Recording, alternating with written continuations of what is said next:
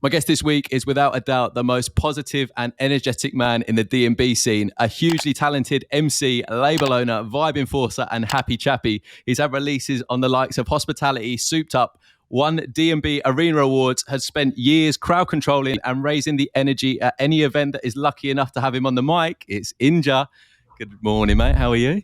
Good morning, my man. I'm just getting flipping room service trying to kick me out of the room. Like, bro, they're knocking on the door again. Someone. That's all right, mate. That's all right. One sec, bro. Hello. Where are you? I check out at 2. You walking up? Yeah. No. And I'm on an interview. I'm doing an interview. Okay. That's all right. Thank you. God. 2 times in your one phone call, bro. It's live. It's live. This is what it is. It's live. It's all right. It's all good. We are live. Anything goes. Anything goes. We're rolling with the punches. Like you said there, you played at Lakota last night. You played in Bristol. How was the set, mate? The set was amazing. I got to do my This Is Inja show. Yeah. And well, not even a show. It's just like a set. And yeah, it was wicked. Like Lakota's always vibes. Bristol is always vibes, bro. Yeah, it's got a really good drum and bass scene, hasn't it? Really good music scene. I think it's something that if you're not necessarily, it's not like obviously one of the big, like massive cities in the UK, but if you know, and if you are in the music industry, you know that Bristol has such an incredible music scene and has such an incredible crowd and has such a lively place. But if you're not necessarily into that, you might not put it as like one of the top 5 cities in the UK that has like such a massive music scene. But obviously trip hop, like Ronnie Size, everyone coming from that area, it's got a lot of heritage around the drum and bass scene, hasn't it? Yeah, loads, man, loads. You know, you've got DJ Die, you've got Crossed, you've got Motion, Lakota, you've got some like world famous venues around here that have been going for years. Like, you know, I heard yesterday like Lakota's nearly been going for 30 years. Has it really? I didn't realise it was that long. Yeah. It's a staple part of the culture here. Yeah. And like, Bristol's just it's an amazing city. Yeah. It's so much fun. There's so much vibes here. Yeah. Like I love coming to Bristol. Yeah. It's it is. I've not actually. I've only drove through it, you know, myself. It's one of those ones that I've not actually been able to experience yet. Not been able to put it in person. I know. I've just picked that up the whole time there and haven't been rolling through yet. So it's on the bucket list. It's on the bucket list. You listen, you need to sort out that list and get your priorities straight. Yeah, and you need to flip in. How many lineups have you seen that have been going on in Bristol? That every Motion one, every Lakota one. It is. Yeah, it's on the bucket list. So I'm up in Manchester at the moment, so it's a little bit far to roll through just for an event, but it's definitely on the bucket list before we die. You got some venues up there though as well. Manchester's one of the cities that I like. You know, I'd put it down like 100%. Man, Manchester is high up on the list. Yeah, you've played a lot of shows up here as well before, haven't you? Yeah. Yeah, a lot over the time. Have you got any sort of standout ones from sort of Manchester that you sort of stick out in your head at all? Oh, I mean, let's be real. Warehouse Project. Yeah. Come on. How can you not, if you're asking standout shows in Manchester and like man's managed to play Warehouse Project, how can that not be like, let's be real, that's the top of the list, bro. It's monumental, isn't it? The size, the scale, sort of the room, The first time I arrived in that venue, I shat my pants and basically left everyone that I was with and literally sprinted off. I turn into a child in certain venues. Like Manchester's got a great vibe as well, man. Like Bristol and Manchester are 2 amazingly vibrant cities. I don't know if it's the fact that they are so far from London that they've had to create their own hub. And like, you know, and within creating their own hubs, they're a bioverse for everything around them. Yeah. Like, and for all of the areas around them, because they have just made themselves into pivotal places for the culture in the UK. You do, yeah. Like there's a lot of love for drum and bass, and there's a lot of love for other music now outside of that London sort of inner circular, isn't there? You can go to sort of towns like smaller cities, whatever, because there's such a universal sound now. You can feel the love like at sort of any places you go to. But then I think like the thing with Manchester and Bristol is that they are like across the whole board of dance music and just music in general. You could go out to something pretty amazing and niche and underground, or the complete opposite. Yeah, every night of the week if you wanted to. Yeah. And that for me is is like the signs of a thriving city that has culture and heritage. Yeah. And they do, like, come on, man, Manchester, like the heritage of dance music, like between the southwest and the northwest, like there's some serious heritage there. There is the whole hacienda sort of acid house stuff, like you said, early 90s sort of drum and bass when it was taking it off, like shooting into the ceiling for reloads and stuff like that. We've had it on the podcast before, people discussing it. There's a lot of heritage. Like, there is a lot of heritage. Serious, but like, you know, even to like the groups that like made it out of them areas, that conquered the world, like, you know, from your Portishead to your Happy Days, like it's like that's some serious heritage, like, to you flipping like I can't even think of all the words and all the names. There's something in the water. There's something in the water in the cities. There's something in the water in the cities. To take it sort of all the way back where we were talking about heritage and where we were talking about different locations and being brought up and how it can impact you. Was it born in Luton, raised in Cambridge for yourself? Yeah, that's the one. Yeah. What are sort of those two cities? I mean, but before I moved up to Manchester, I used to live probably about 30, 40 minutes from Cambridge. So I've been out there a couple of times before. What was it sort of like growing up around that area when you was like with musical influences, and what you were sort of like taking on board when you were sort of like in your early career? Well, like you know, the musical influences. All my family are Jamaican, so it was heavy reggae. Yeah, like it's heavy reggae, and like, you know, I had like the first half of my the first part of my life, I was brought up in and around Luton, with all my family, and you know, so there's a heavy Jamaican influence into everything. But then one of the things that like I got from Luton before I moved over to Cambridge was the dance music culture, and like, you know, they used to have some serious underground illegal raves. Like there was this thing called Exodus, like which was like, you know, I've looked up all of the histories of all these things, but it's like, you know, I used to hear tapes of this music that my older cousins would play and stuff like that. So like I think before I even got to Cambridge, I'd already like heard a lot about like all these different kind of dance musics and stuff like that, and actually like I used to travel back and I used to take friends from Cambridge to go to these massive illegal raves in Luton. Yeah. Like when we could actually, like, you know, when someone finally got to the age old enough where we're like, right, someone's got a car, let's go. Like, yeah, we went down and Exodus was ginormous, man. They used to do this weekender, like, and I think like I don't know the full story because I can't recap it in my head, but it's all online for you to find. But basically, like a legal rave group of individuals, beautiful human beings that helped the whole surrounding areas and gave them something to go for and to let loose and to, you know, get rid of all the pressure and the stress of life. Yeah. But it ended up that they'd like done warehouses, they'd done quarries, they'd done woods, they'd done every kind of shape or form, and they ended up getting a farm. I think a farmer, I don't know if the story's correct, so don't quote me, but like they ended up getting like some farmland just outside of Luton, and they used to put on these massive weekenders in August, like bank holiday weekenders, like, and it was amazing, right? You go down there and it was, I suppose for me, it was like my first sights of going to an actual festival without really realizing I was going to a festival. Yeah. But so is this like hardcore music that they're playing, or is this sort of like acid house, or is this like... No, man. They were playing all sorts. So they were, you know, you'd hear flipping jungle, you'd hear garage, you'd have the hardcore, you'd have the techno, all sorts. Like they'd have multiple like sound systems. Like in these things, and like, you know, people would come and set up their rigs, like, and like, so we used to go down, like it covered everything. Like you could find everything, to the flipping loads of people around a fire playing drums and all of that sort of thing. You know what I mean? Like the proper hippie stuff. But like, that was like a massive influence. And then in Cambridge, I think musically, it was a night called Warning. Yeah, still going, isn't it? Still going strong. Still going strong. Big up all of the Warning family. Like, you know, they were the ones that I used to sneak in there. backdoor entry. Yeah. Well, you know, it was one of them ones, isn't it? Like I used to sneak in there. Maybe I wouldn't have had the identification to get through the front door, but you know, who knows? But I got in there and it was amazing. And you know, they even had like a room 2 in there where like you could jump up and grab the mic. So like So is that this was where you like, were cutting your teeth? You think like is this where you that's where start? I actually no, that is the place I got to cut my teeth. Yeah, Like full stop. Like, you know, like Warning was amazing for that, and all of the Warning promotion gang, like, you know, they like let me do it.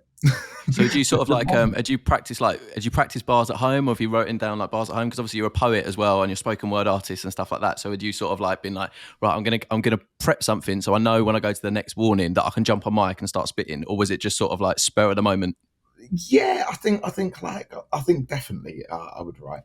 Like I used to when I was young, I used to get sent down to my grandma's in East Ham, Okay. in London, and like when I first, like, you know, like parents wanted a weekend off, like Yeah. them ones, innit? Like, so they'd send me down to grandma's, and like there wasn't much to do but pirate radio, and like I basically used to like try and time it where I could go down and listen to May He Rest in Eternal Powers and Peace, go and listen to Skibbity with Shabby, and Yeah. I used to go and record tapes of them guys. So it was all like a learning curve, and you know, just hearing how high they set the bar. Cool FM, like, Cool come FM, on now. absolutely. Man rehearsed so many of them tapes in my head, like, Yeah. yeah, I'll never forget the dials on them. But yeah, you know, listening to them guys, like, and then being able to like go to Warning and stuff like that, you know, like the Super Sundays with what was it, Brocky Det, Skibber, like Shabba would get involved. Yeah. Like that was like, as a kid, hearing all of that, like that was amazing. Yeah. And then being able to, like, you know, go back home and then, like, you know, maybe like find my way into a club that's got like the best DJs and MCs there. Yeah. Like, mate, yeah, it's all a massive part of the journey, and a massive part of what's made me who I am. What was the moment that you think you sort of like were like, oh, I can sort of do this like full time now. I can sort of take this as a career, or this is like the journey that I want to go down. Is there an event in your mind, or is there sort of like a series of events where you're like, actually, I've got something here. It's regularly going well. I'm getting a good reception from the crowd. I'm regularly sort of being able to attend these events to do this.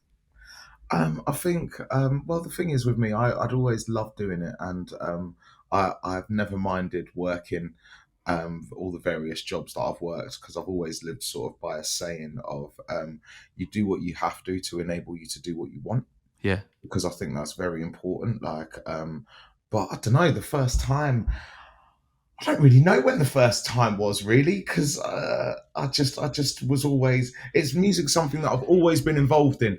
Like I think it definitely got to a point where I was like, right, okay, I'm going to have to stop doing the other jobs that I was doing. So maybe we're talking like 2014, 15, maybe. Okay.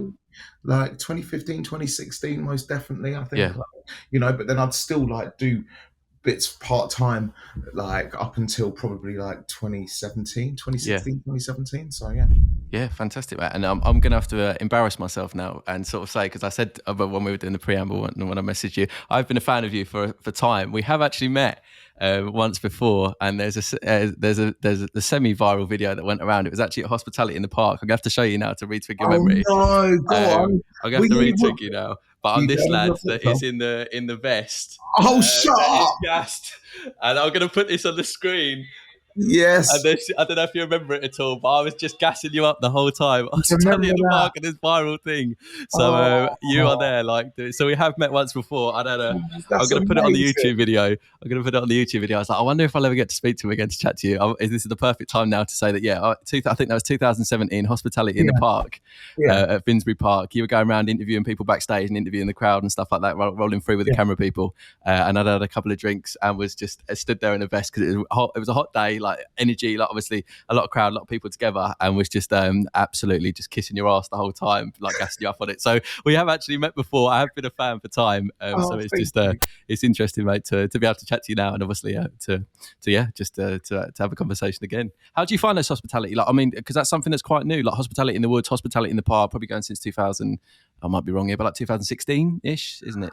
I couldn't tell you when they started in the park, but what I Yeah, do know about hospitality is they put on amazing monumental events. Like their production is second to none, and from going from events to essentially doing their own mini festivals, that's mind blowing, bro. yeah, Come on. it That's is. like that is showing a beautiful sign of progression, not just for them as an organization, but the fact that there's enough people that want to come to these things. Yeah. So it's showing in the numbers and in the people and the vibes there.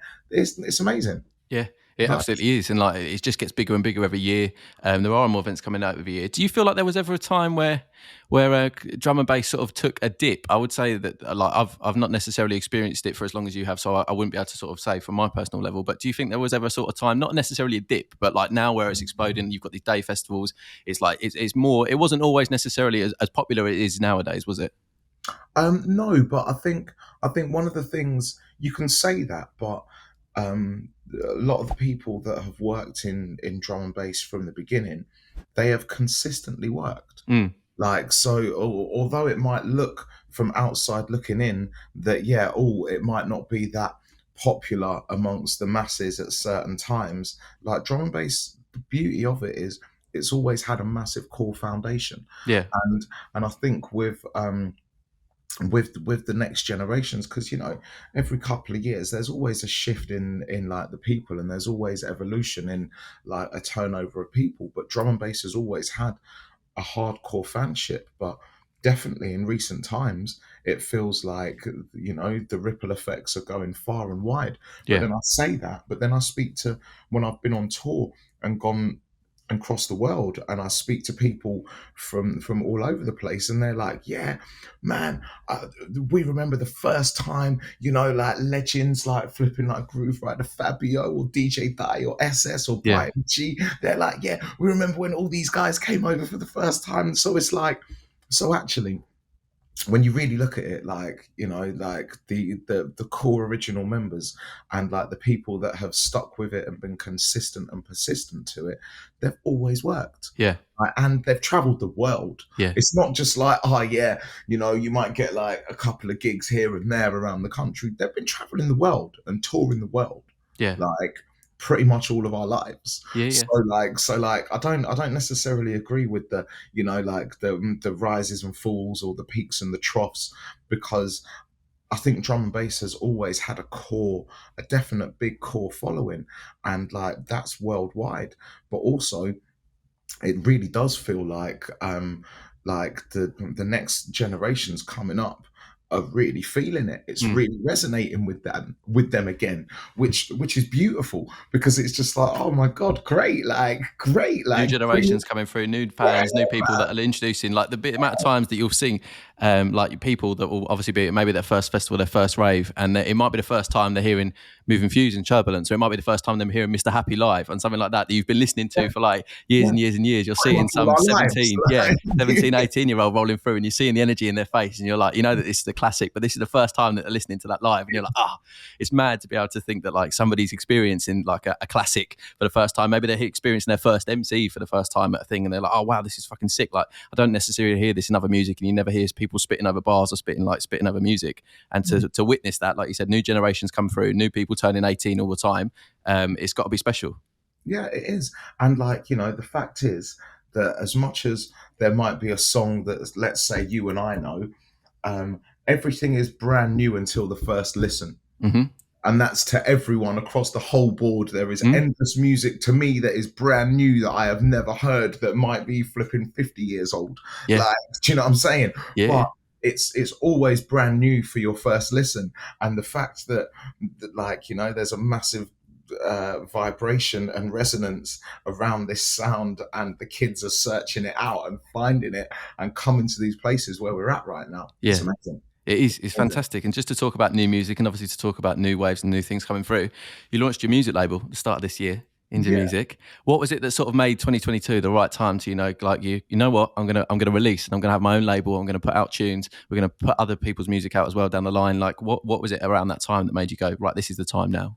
I think it's just. I think it was just. It just felt right that, and it was like, do you know what? Like, yeah, let's give it a go, man. Let's Yeah. just give it a go. Like, what's there? Like, mate, if you stand at the table and you've got the dice in your hand and you don't roll them and you put them down and leave, you'll never know what happened. Yeah, that's true. That's true. You don't want to live with regrets, and you don't want to list, oh, what if type thing. And obviously, it's been one thing I was going to talk about. That it's been absolutely smashing it. One thing about yourself, which I think is so unique, not necessarily unique to you, but it's not even anything that you necessarily see in the music industry as well nowadays as you used to.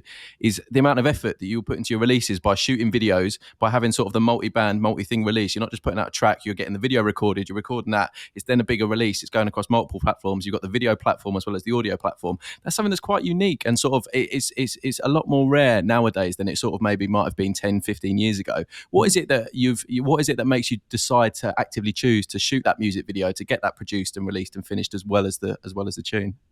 I think it's just it's just that's the representation that I feel I want. Yeah. It's nothing more than that. Yeah.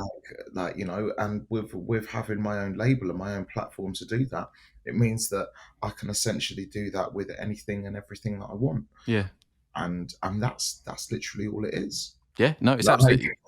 Yeah, it's absolutely noted, mate. Like the amount of effort and the extra steps that you are going into the releases and into the branding there is is second to none, and absolutely fantastic. One thing that I was going to talk about there, because we were talking about Lakota and we were talking about Manchester and other bits and places. Where's your favourite location to play, or your favourite club to play in the UK? Oh, God. Difficult, I know. It's difficult. Out of order. You're out of order, mate. All right, let's start at home. Cambridge, the Junction, Warning, Brighton, Concord 2, good choice. London, Printworks, Steel Yards, E1, Bristol, Motion, Lakota. I used to love the Blue Mountain. The Blue Mountain went like I love all these venues, that are like I love doing all of the big shows, but there's also something nostalgic about going to the small venues with a crazy loud sound system. Black Swan in Bristol, like, do you know what I mean? Like, crazy loud sound system. It's not bougie. Like, the whole thing about this culture, I think, is it's accepting of anyone, any shape, form, just anyone and everyone. Yeah. No one cares. If you're there to enjoy, that's the whole thing. It's not like your standard like Friday night gang that all go on the main high street strip of every single town that pretty much all look identical. All the men pretty much look the same, dressed the same. All the women pretty much look the same, dressed the same. Yeah. Like, do you know what I mean? Like, this is like, it's universal, it's open, and this culture is here for everyone. Yeah. And I think like just having all of them venues that are like, great, I can go somewhere where if I don't want to dress up, I don't have to. If I just want to go out in my tracksuit and listen to some flipping amazing music or find some new frequencies, like, that's what all these venues and cities are. But anyway, back to the thing. Like, so they're the Bristol ones. Manchester, come on, man. Like, Warehouse Project. Like, it's ridiculous. And I can't remember the name of the place that's like 3 floors. Yes, or Hidden, or South, or Manchester's got some killer venues, man. Like, Birmingham, the Mill in Birmingham. Like, like to be fair, I just love playing, and if the sound system's good and there's people there, it doesn't matter if there's no one come to see me. If the sound system's good, man's happy, bro. Yeah, you are happy. Like I said, mate, I've seen you so many times play live. You are absolutely infectious with the crowd. The energy, the positivity, the vibe, it does make such a difference. And you are such a unique character in drum and bass, and in the music industry. Just absolutely 100% good vibes throughout, which is obviously represented in your music, represented in your branding, represented in every sort of performance that you do. It is fantastic to watch, mate, and fantastic to see. To sort of to pick your brains again. We've said about all the positivity and all the other good stuff. What sort of, have you got one sort of standout venue or one sort of standout event where you're like, oh, this is something really fucked up here, or something messed up? Is there anything in your mind where something that's happened? Yeah, something's gone wrong. Yeah. Like what's the worst thing that's happened to you at a live music event before? I can't say. Not that one, but we'll just go for the one that you can say. The legal ones or the ones that I can say. I mean, like being pretty much being strip searched by security. Like, that's something that's absolutely horrible, based on the fact that I've told them I'm coming in, I'm working, I've got my IDs and everything. I'm Yeah. polite. I'm literally going to be in there for like an hour and 20 minutes max. I've turned up 10 minutes before my set. There was one venue that literally kept on doing that to me, like religiously, uncomfortably, like literally, like hands all over everything, everywhere. And I'm like guys, to the point where it's even been embarrassing, where um I've had members of the public who are queuing that have then started shouting at these guys Yeah. like, "What are you doing?" Yeah, like he's performing. We're coming to see him. Yeah. Like we're coming to see him and the guys that he's with, and like you're strip searching him. Like Yeah. literally, like that stuff is horrible. Um, I've had it where, I know XMen talked about it, and it's not something that I've ever really mentioned before, but I've had it where, like, I've had to tell females off for trying to touch me inappropriately while I'm on Yeah. stage in small venues. If the shoe was on the other foot, it's not good either way. Nobody likes that. Consent is something that we should all regard exceedingly highly and not do anything without that. Yeah. Very uncomfortable scenarios where I've had to stop music before and been like, yo, like what are you doing? Like, I don't ever want to really cuss anyone. Like, I know you're a human being, like you said. Nobody should be touching anybody in the world without their consent, or nobody should be doing anything that makes them feel comfortable, regardless of the situation. And yeah, it's just a really strange situation, a really strange it's a very situation. strange situation, and it's not very fun, and it takes a bit of the joy out of what I'm doing. But at the end of the day, what we also have to remember is I put myself in a position of objectification by being up on stage, by doing what I am doing. So not that is any way, shape, or form an excuse or like a justification of them sort of things, but it's understandable. A little bit, because I'm putting myself on a platform. It's still not acceptable. Yeah. Should be tolerated. Yeah, no, absolutely agreed, mate. And like you said, there has been that viral video of XMen, like obviously said a couple of times now. It's been actually a few of him saying like, "Get off me!" Like, what you're doing, like stopping the music, rightfully so as well, because you do need to draw attention to it if it's happening, and you don't want people to repeat the behaviour, and you don't want it to feel be uncomfortable, and it makes you feel unsafe. Then there's something to point out. Yeah, 100%, 100%. Yeah, absolutely. Yeah, stand by that and absolutely agree with you there, mate. I'm sorry that you've obviously had to experience that, and experience that you've had to experience it firsthand. But I mean, it's like I put it in the same category as the flipping minor racism and all of that sort of stuff in life that you sometimes have to go through. So it's like we get up and we go again, and we don't hold anything against anyone, and every day is a brand new beginning, and we get a fresh start. So it's like we try to move forward like that. 100%, mate. 100%. And if I could ask you, just because I'm very conscious of time, because I know you've got to get out of the hotel room. That's right. Well, they haven't come knocking again. They haven't come back again. Like... Time to jump. What I was going to ask, just to finish on nicely, if you could give a piece of advice to any sort of upcoming MCs or any upcoming artists that wanted to work in the music industry, maybe this weekend, like the weekend that this podcast goes out, they've got their first set, they're spitting over their first set, they're performing over their first set, they're MCing. What advice would you give to any sort of upcoming artists or any upcoming MCs? Oh God, what advice would I give? I would say just try and be you, and as long as you're happy, don't try and please anyone else other than yourself.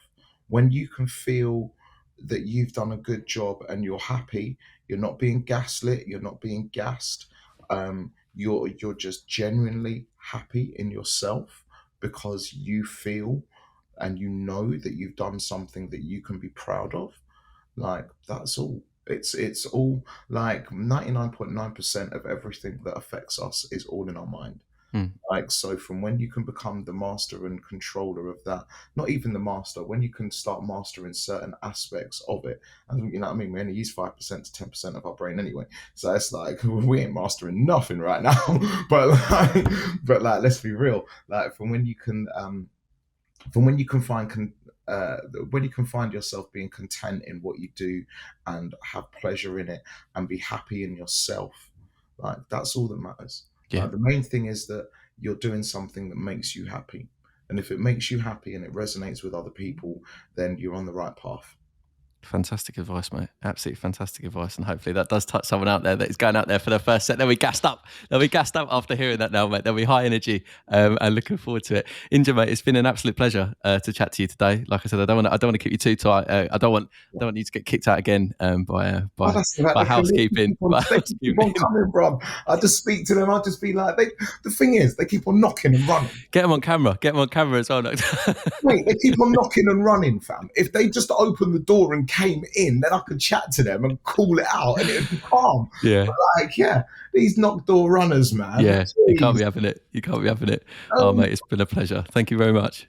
Thank you so much for having me, Connor. Cheers.